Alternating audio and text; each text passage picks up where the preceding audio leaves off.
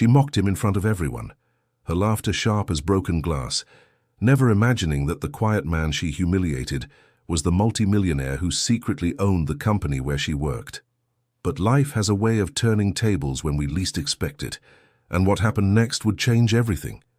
She thought she knew about power, pride, and the cost of cruelty. Stay with me, because what unfolds in the next few moments might just reveal a truth about human nature that we all try to bury deep inside our hearts. It was a rainy Tuesday morning when Rachel Chen walked into the downtown coffee shop, her designer heels clicking against the marble floor with that particular rhythm of someone who believed the world owed her a red carpet.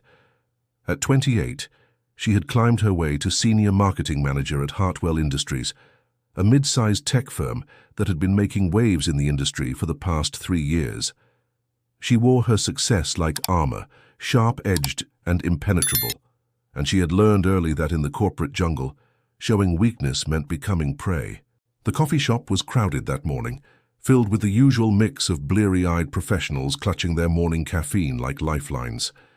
Rachel ordered her usual, a triple-shot vanilla latte with oat milk, and tapped her manicured nails impatiently on the counter while the barista worked. Behind her the door chimed and a man entered, water dripping from his worn jacket, his jeans faded and frayed at the hem. He shuffled to the counter, his shoulders hunched as if trying to make himself smaller, invisible. Rachel barely glanced at him at first. Why would she? He looked like he'd stepped out of a thrift store catalogue, his sneakers scuffed and his hair slightly too long, curling at his collar. When he reached the counter and began carefully counting out coins from his pocket to pay for a small black coffee, Rachel felt that familiar curl of disdain in her chest.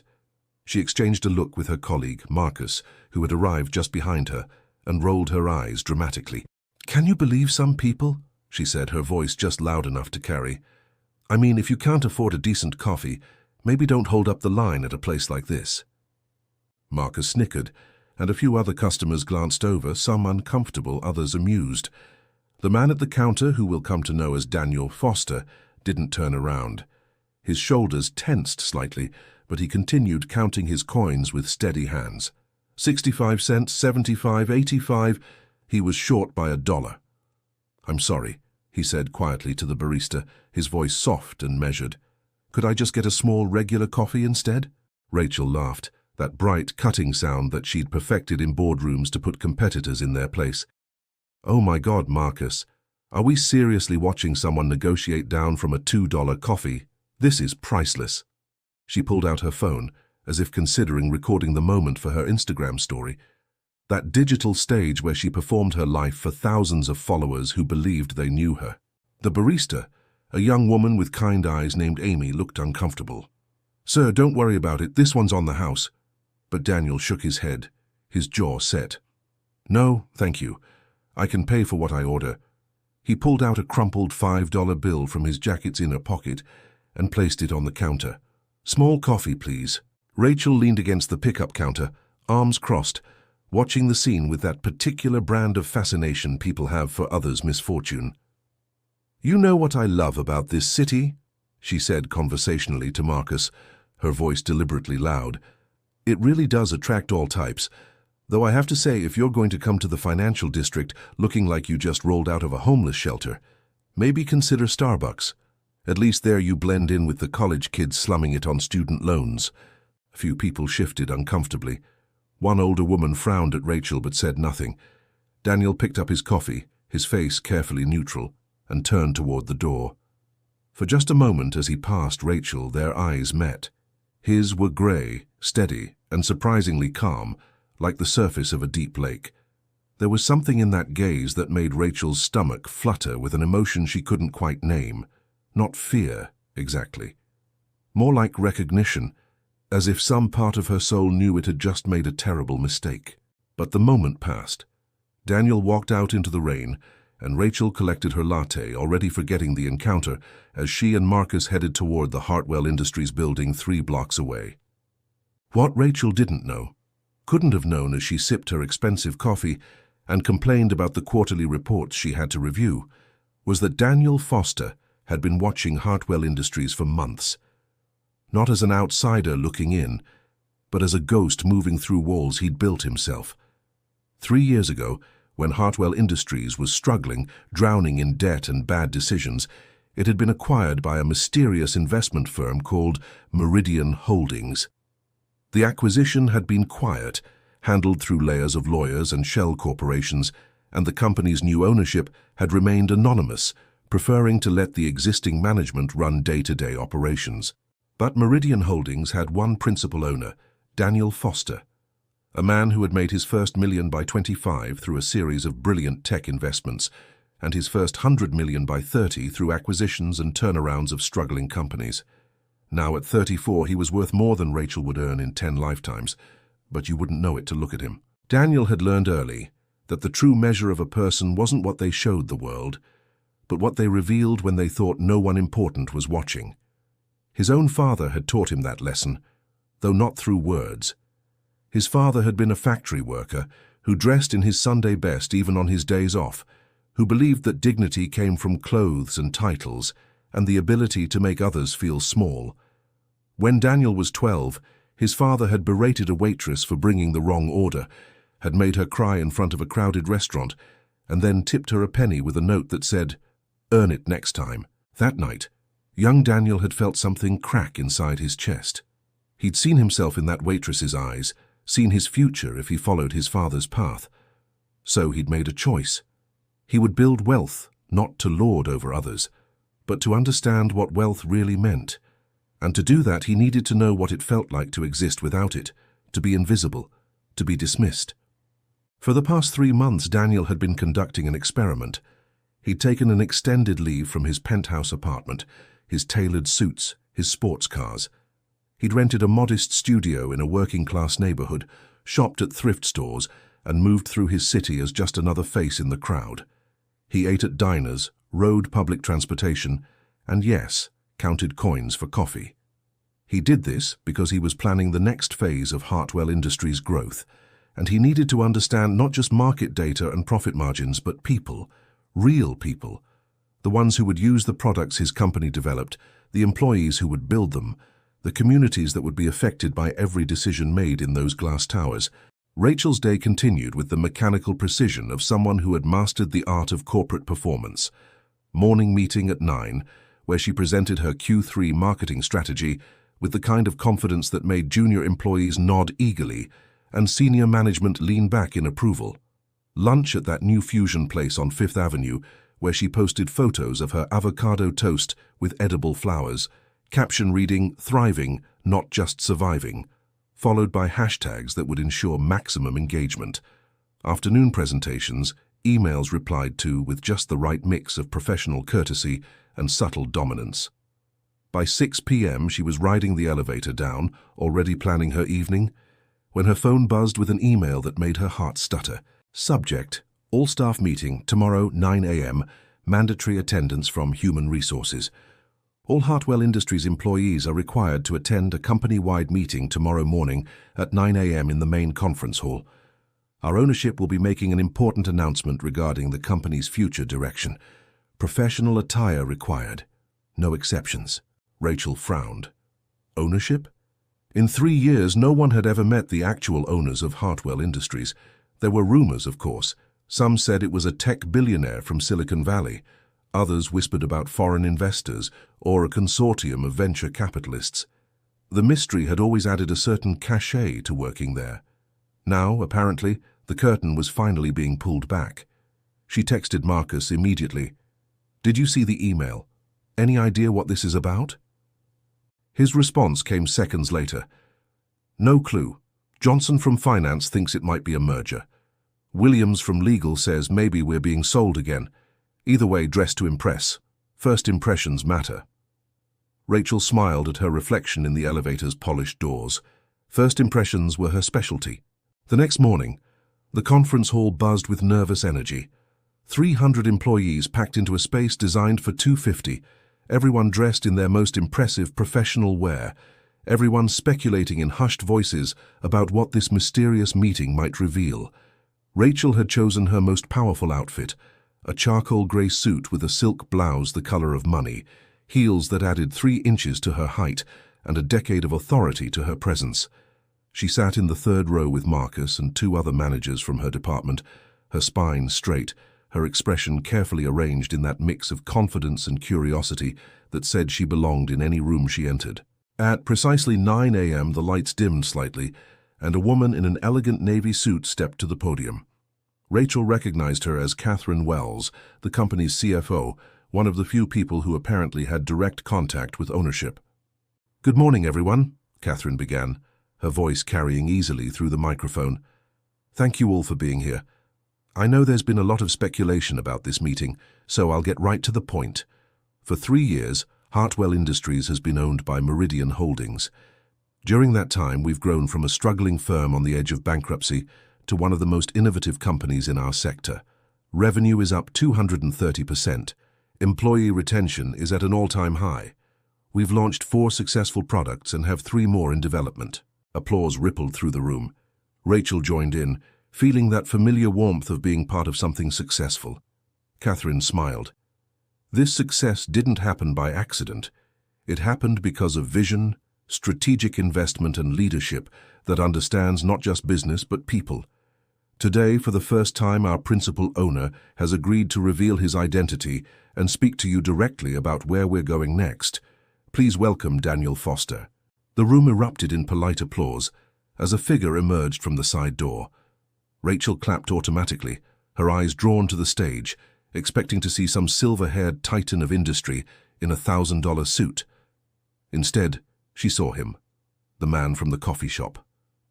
Except he wasn't that man anymore. Or rather he was, but transformed. The worn jeans had been replaced by tailored charcoal slacks, the faded jacket by a perfectly fitted navy blazer over a crisp white shirt, no tie, the top button casually undone in that way that somehow conveyed both power and accessibility. His hair, which had seemed unkempt yesterday, was now clearly a deliberate style, slightly longer than corporate standard, but impeccably groomed. And his face, which she'd barely registered in the coffee shop, was striking, all sharp angles and quiet intensity. Rachel's blood turned to ice water in her veins. No. Daniel took the microphone, and when he spoke, his voice filled the room with quiet authority. "Good morning. I want to start by saying thank you. Many of you have been with Hartwell through difficult transitions. You've trusted leadership you couldn't see, believed in a vision that wasn't fully explained. That takes courage, and I don't take it lightly." Rachel couldn't move, couldn't breathe. Her mind was replaying yesterday's scene in horrible, crystal-clear detail, her voice dripping with contempt. "If you can't afford a decent coffee, maybe don't hold up the line." Her laughter. "Looks like he just rolled out of a homeless shelter."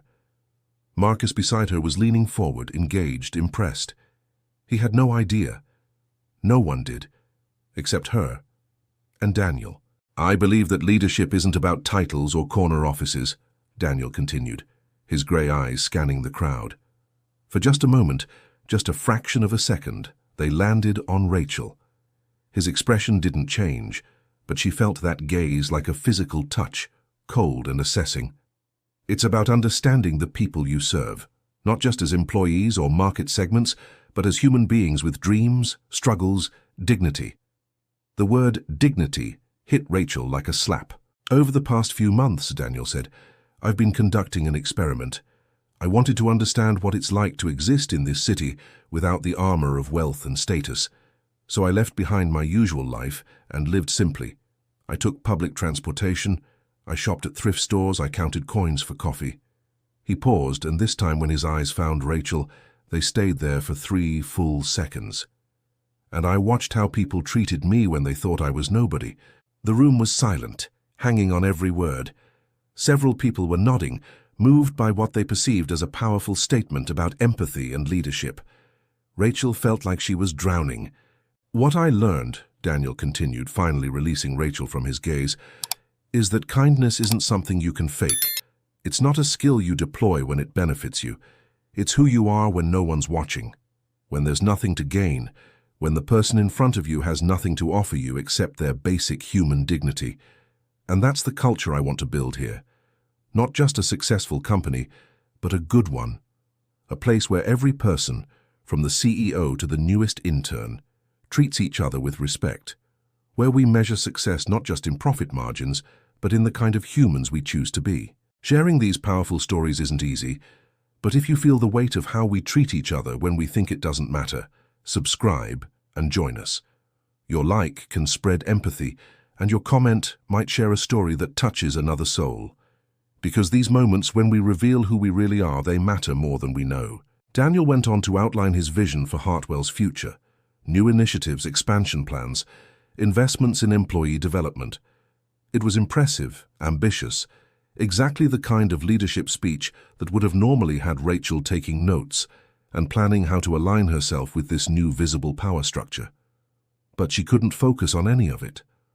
All she could hear was her own voice from yesterday, cruel and careless, echoing in her memory. When the meeting finally ended, people stood, applauding, energized and inspired.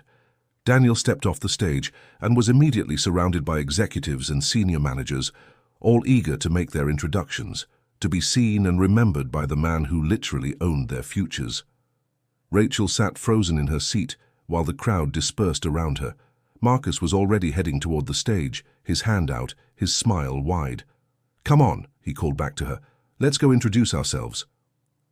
But Rachel couldn't move, because she knew with absolute certainty that when she finally stood before Daniel Foster, he would remember exactly who she was. And more terrifying than that, he would remember exactly who she'd shown herself to be. The rest of that day passed in a fog of dread so thick, Rachel felt like she was moving underwater. She went through the motions, attended her scheduled meetings, responded to emails with her usual efficiency, but her mind was somewhere else entirely, trapped in an endless loop of yesterday's coffee shop scene. Every detail had become weaponized in her memory: the way she'd rolled her eyes, the deliberate loudness of her mockery performed for an audience, the casual cruelty of comparing another human being to someone who'd rolled out of a homeless shelter, as if homelessness itself was a punchline, as if poverty was a personal failing worthy of public ridicule. She'd built her career on reading rooms, on understanding power dynamics, on knowing exactly who mattered and who didn't, and she'd been catastrophically, humiliatingly wrong. By 5 p.m., when most of the office was buzzing with excited chatter about Daniel Foster's vision and leadership, Rachel was hiding in her office, door closed, staring at her computer screen without seeing it. Her phone kept lighting up with messages. Marcus sending memes about secret billionaire boss goals, her mother asking if she'd heard about some CEO reveal on the news, her college roommate tagging her in a LinkedIn post about Daniel Foster's unconventional leadership experiment that was already going viral in business circles. She ignored them all. At 6:30, when the office had mostly emptied, there was a knock on her door. Rachel's stomach clenched. "Come in," she managed, her voice steadier than she felt. It was Catherine Wells, the CFO. Her expression was professionally neutral, but there was something in her eyes that made Rachel's pulse quicken. "Rachel, do you have a moment?" "Of course." Rachel gestured to the chair across from her desk, buying time by closing her laptop, straightening papers that didn't need straightening. Catherine sat crossing her legs, her posture impeccable. "I wanted to check in with you. I noticed you seemed somewhat overwhelmed during this morning's announcement. I know it's a lot to process, finally meeting our ownership after all this time." Rachel nodded, not trusting herself to speak. "Mr. Foster has asked to meet individually with several department heads over the next few weeks," Catherine continued. "He wants to understand each division's challenges and opportunities directly. Your meeting is scheduled for Thursday at 2 p.m. 2 days. She had 2 days before she'd have to sit across from Daniel Foster and pretend yesterday had never happened. Or worse, acknowledge it. "Thursday at 2, Rachel repeated. "I'll be there." Catherine studied her for a moment, and Rachel had the unsettling feeling that this woman saw more than she was saying. "Rachel, can I offer you some advice, off the record, as someone who's worked with Mr. Foster for several years now? Please. He's not interested in the performance most executives give, the carefully rehearsed pitches, the buzzwords, the politics. What he respects is authenticity and accountability. He wants to know who you really are, not who you think he wants you to be." Catherine stood, smoothing her skirt. "That's all. Have a good evening." After she left, Rachel sat in the dimness of her office as the sunset painted the windows gold, and then purple, and then dark. Authenticity and accountability. The words felt like a sentencing. That night, Rachel couldn't sleep. She lay in her expensive sheets in her expensive apartment, staring at the ceiling, and for the first time in years, she let herself remember who she'd been before she'd become this polished, armored version of herself. She'd grown up in a small town in Ohio, the daughter of a single mother who worked 2 jobs to keep them fed. She remembered her mother coming home exhausted, feet aching from standing all day at the diner, and still finding the energy to help Rachel with homework, to tell her that education was the way out, the way up. Rachel had taken that message and run with it. Full scholarship to a state university, MBA from a good program, paid for with loans she was still repaying. Every step up the corporate ladder had been earned through 16-hour days and the cultivation of a personality that commanded rooms. She'd learned to dress the part, speak the part, be the part. And somewhere along the way, she'd started to believe that the people who hadn't climbed as high simply hadn't tried as hard. That poverty was a choice. That vulnerability was weakness. When had she become her own worst nightmare? When had she become the kind of person who would mock someone for counting coins? Her phone buzzed on the nightstand. Against her better judgment, she picked it up. A notification from LinkedIn. Daniel Foster had posted something an hour ago. Against every instinct telling her to leave it alone, she clicked. It was a long-form post, and it was already going viral, shared thousands of times. The text read, "Yesterday I had an experience that reminded me why I do what I do. I was in a coffee shop, dressed in my experiment clothes, counting change for a small coffee. A woman behind me made it clear she found my presence offensive. She was loud about it, performed her disgust for an audience, turned my humanity into her entertainment. I'm not sharing this to shame anyone. I'm sharing it because it made me think about all the times we judge people by their surfaces, by their clothes, their cars, their apparent status. We create hierarchies in our heads, where some people matter and others don't, where some people deserve kindness and others deserve contempt. But here's what I learned in my 3 months of living simply. Every single person you meet is carrying a story you can't see. The man counting coins might be a billionaire in disguise, or he might be someone working 3 jobs and still coming up short. And honestly, his worth as a human being doesn't change based on which one he is. The woman in the coffee shop doesn't know who I am yet. When she finds out, she'll probably feel embarrassed or scared for her job. But I hope what she actually feels is curiosity about why she felt entitled to treat another person that way. Because that's the real question, isn't it? Not who are you, but who am I when I think no one important is watching. We're all capable of cruelty. We're all capable of kindness. Every day, we choose. Rachel read it 3 times, each time feeling like she was being flayed open. He hadn't named her, he didn't have to. She knew. And now she understood that their meeting on Thursday wasn't just about her department's quarterly projections. It was about something much more fundamental. Thursday arrived with the inevitability of a reckoning. Rachel dressed carefully that morning, but not in her usual armor of expensive suits and power colors. She chose something simpler, a navy dress, minimal jewelry, less makeup than usual. Not because she thought it would make a difference, but because she was tired of hiding. The walk to Daniel's office felt like a walk to the gallows. His assistant, a pleasant woman in her 50s, smiled and gestured to the door. "Go right in, he's expecting you." Rachel knocked once, heard "come in," and stepped through. Daniel's office was surprisingly modest for someone of his wealth. Large windows overlooking the city, yes, but the furniture was functional rather than ostentatious. Books lined one wall, actual physical books with cracked spines that suggested they'd been read multiple times. On his desk was a single photo frame, though Rachel couldn't see what it showed from where she stood. Daniel stood as she entered, gesturing to the chairs arranged around a small table by the window. Not the power dynamic of him behind the desk, her in front like a supplicant. Something more equal. Somehow that made it worse. "Rachel," he said, his voice neutral. "Thank you for coming. Please sit." She sat. He poured water from a pitcher into 2 glasses, handed her one. The silence stretched between them like a wire pulled taut. If you've ever faced a moment where you had to own who you've been and decide who you wanted to become, you know this weight. Subscribe and stay with us, because what happens next might just show you that redemption isn't about being perfect. It's about being honest. Share your thoughts in the comments. Have you ever had to face yourself in a mirror you didn't want to look into? Finally, Rachel couldn't take it anymore. "Mr. Foster." "Daniel," he interrupted gently. "Daniel." She took a breath and then another, and then she said the words she'd been rehearsing for 2 days and knew would come out wrong no matter how she planned them. "I need to apologize for what I said in the coffee shop, for how I treated you. There's no excuse for it. I was cruel and dismissive, and I turned your dignity into my entertainment, exactly like you wrote in your post. I've spent 2 days trying to figure out how to explain it or justify it, and the truth is, I can't. It was wrong. I was wrong. And I'm sorry." Daniel watched her steadily, his grey eyes revealing nothing. "Do you know why it was wrong?" The question caught her off guard. Because you're my boss?"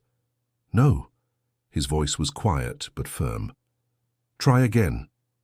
Rachel felt tears prick her eyes and forced them back. "Because every person deserves basic respect regardless of their circumstances. Because how someone looks or what they can afford doesn't determine their worth. Because I had no idea what your story was, and I didn't care to know." "Better," Daniel said. "But I want you to understand something, Rachel. I don't care that you did it to me specifically. What concerns me is that you did it at all. That tells me something about the culture you've been operating in, maybe even contributing to.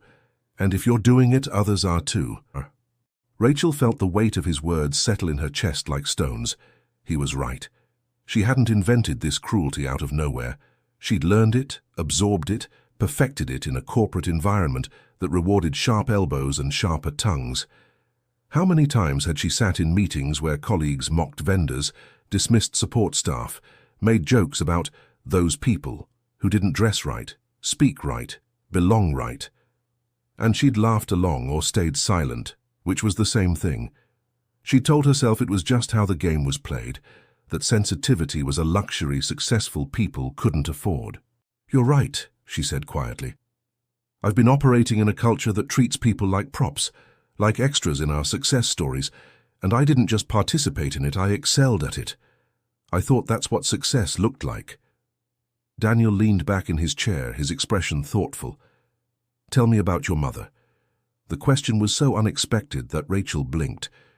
"My mother?" "Catherine mentioned during your file review that your emergency contact is Susan Chen, relationship listed as mother, occupation listed as retired food service worker. Tell me about her." Rachel's throat tightened. "Why does that matter?" "Humor me." She looked out the window at the city sprawling below them, all glass and steel and ambition. "My mom worked as a waitress for 30 years, 2 different diners, overlapping shifts sometimes. She raised me alone after my father left. Rachel's voice caught. "She used to come home with her feet swollen, barely able to stand, and she'd still help me with homework, still make sure I had everything I needed for school. She worked herself to exhaustion so I could have opportunities she never had." "And if someone had treated your mother the way you treated me in that coffee shop?" Daniel asked gently. "If someone had mocked her for counting change, made her poverty into entertainment for their friends, what would you have felt?" The tears came then, hot and unstoppable. Rachel pressed her palms against her eyes, trying to hold them back, but they came anyway. "I would have wanted to destroy them," she whispered. "I would have felt rage that anyone could be so cruel to someone who worked so hard, who had so much dignity despite everything." "So what happened?" Daniel's voice was kind now, not accusatory. "What happened between that girl who loved her hard-working mother and the woman who mocked a stranger for being poor?" Rachel wiped her eyes, not caring that her mascara was probably running, that she looked nothing like the polished executive who'd walked into this office 10 minutes ago. "I got scared. I got so scared of being her, of ending up back where I started, that I built walls between me and anyone who reminded me of where I came from. I told myself I was better than that now, that I'd earned the right to look down, but really, I was just terrified. Terrified that one bad quarter, one wrong move, one piece of bad luck, And I'd be back to counting coins too. Daniel nodded slowly, as if she'd finally said something true. Fear makes us cruel, Rachel. It makes us draw lines between us and them, because we're desperate to stay on the right side of that line. But here's what I've learned. Building companies, making and losing and making fortunes again. The line is imaginary. We're all one disaster away from needing help. We're all one act of grace away from giving it. He stood and walked to the window, hands in his pockets, looking out at the city. I could fire you right now, it would be justified. You created a hostile environment, demonstrated values contrary to what I'm trying to build here. And honestly, part of me wants to, because what you did was genuinely cruel. Rachel's heart stopped. This was it. The consequence she deserved. But, Daniel continued, turning back to face her, I've been thinking about that moment in the coffee shop constantly. Not just what you did, but what I did. I had the power in that moment to say something, to stand up for myself, to teach you something. And I chose silence. I chose to let you think you'd gotten away with it, that your cruelty had no consequences. And then I wrote that LinkedIn post, which wasn't really about growth and learning. If I'm honest, it was about revenge. It was about making sure you'd see it and feel small, so maybe I'm not in the best position to cast stones. He returned to his chair, leaning forward, elbows on his knees. Here's what I'm proposing instead. You're going to help me build something. I want to create a program here at Hartwell, something we're going to call the Dignity Initiative. Every employee, from entry-level to executive, is going to spend 1 week a year working a minimum wage job in our community. Not as a stunt, not for social media content, but to genuinely understand what life looks like for the majority of people in this country who are working full-time and still struggling. Rachel stared at him. You want me to lead this? I want you to be the first participant. I want you to work a week as a waitress at the diner where your mother spent 30 years. And then, yes, I want you to help design and implement this program company-wide. I want you to take everything you learn and turn it into something that changes how we operate, how we treat people, how we think about success and worth and dignity. Why? Rachel asked. Why would you trust me with something like that after what I did? Daniel smiled, and for the first time since she'd entered his office, it reached his eyes. Because people who've never fallen don't know how to help others up. Because shame that leads to change is worth more than shame that leads to hiding. And because I read your file, Rachel, before the coffee shop incident, before I knew who you were, your work is exceptional. Your team respects you, or at least they did, until they started absorbing your worst qualities. You have the intelligence and the drive to do something meaningful. The question is whether you have the courage. Rachel felt something crack open in her chest, something that had been locked tight for years. When do I start? Monday. Catherine has already arranged it with Lou's Diner on 5th Street. Your mother's old place. The owner remembers her fondly. He's expecting you at 6 a.m. for the breakfast shift. You'll work 40 hours over 5 days, minimum wage, tips included. You'll serve coffee to business people rushing to their important meetings. You'll smile at people who don't see you as human, just as a function. You'll understand what your mother lived, what millions of people live every single day. Rachel nodded, unable to speak. Unable to... And Rachel? Daniel's voice was gentle now. This isn't punishment, this is an opportunity.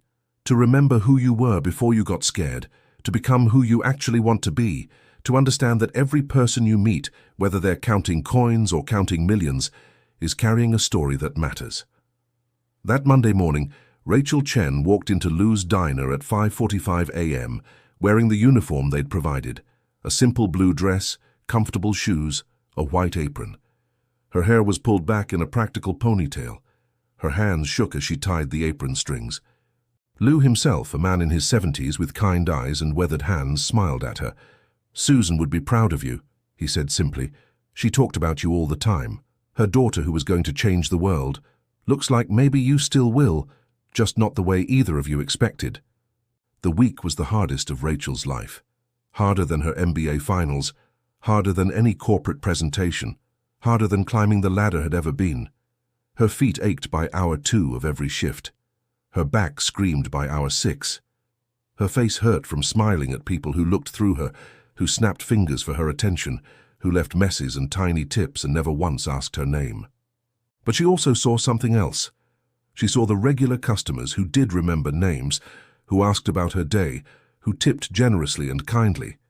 She saw her fellow servers, women her mother's age and younger, juggling multiple jobs and still showing up with grace and humor. She saw the single mother who came in every morning before her shift at the hospital, who always ordered the cheapest thing on the menu and made it last, who Rachel started bringing extra toast for by accident. On Thursday morning, a familiar face walked in. Marcus, her colleague from Hartwell.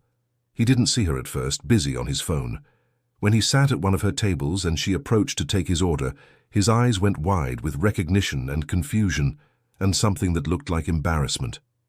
"Rachel," he said, looking at her uniform, trying to make sense of what he was seeing. She smiled, and it was genuine. "Good morning, Marcus. What can I get you?" He stammered through an order, clearly uncomfortable, probably wondering if this was some bizarre punishment, if he should say something, if acknowledging her at all was the right move. When she brought his coffee, he left a $50 bill for a $10 breakfast and hurried out, unable to meet her eyes. Later, she would reach out to him, explain the Dignity Initiative, invite him to be the second participant. But in that moment, she just cleared his table and moved on to the next customer, understanding in her bones what her mother had known all along. That dignity wasn't about what work you did or how much money you made.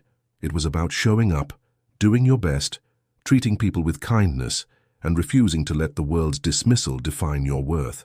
On Friday afternoon, when her shift ended, Daniel was waiting outside the diner. He was back in his simple clothes, jeans, and a worn jacket like the day they'd met. "How was it?" he asked. Rachel thought about everything she wanted to say, about her aching feet and her humbled heart, about the regular who'd told her she had her mother's smile, about the teenager who'd been rude on Monday but apologized on Wednesday, about understanding, finally, that every job has dignity when it's done with care, that every person matters regardless of their bank account. Instead, she said simply, "Thank you." Daniel nodded. "Ready to change a company culture?" "Ready to try." This was the journey of one soul, but so many others wait to be told. If you've ever felt the pain of lost connections or the joy of rediscovering your humanity, join our community. Subscribe, share your thoughts in the comments, and maybe, just maybe, your own story could heal someone else's heart. Together, we celebrate the essence of life and the bonds that unite us, not through power or wealth, but through our shared, fragile, beautiful humanity. 6 months later, the Dignity Initiative had expanded to every Hartwell Industries location. Executives worked in call centers, managers stocked shelves in retail stores. Everyone, regardless of position, spent time understanding what life looked like for people outside their bubble of privilege. The program was written up in business journals, copied by other companies, held up as an example of innovative corporate culture. But Rachel knew the truth. It wasn't innovative. It was basic humanity. It was simply remembering that we're all connected, that our worth isn't measured in dollars or titles, and that the person we become when we think no one important is watching is the truest version of ourselves. She never forgot the lesson of that Tuesday morning in the coffee shop, how quickly cruelty could flow from fear, how easily we could lose ourselves in the armor we built for protection, and how much courage it took to crack that armor open and let the light back in. Because at the end of every story, every reckoning, every moment of choice, we're all just humans trying to make it through this world.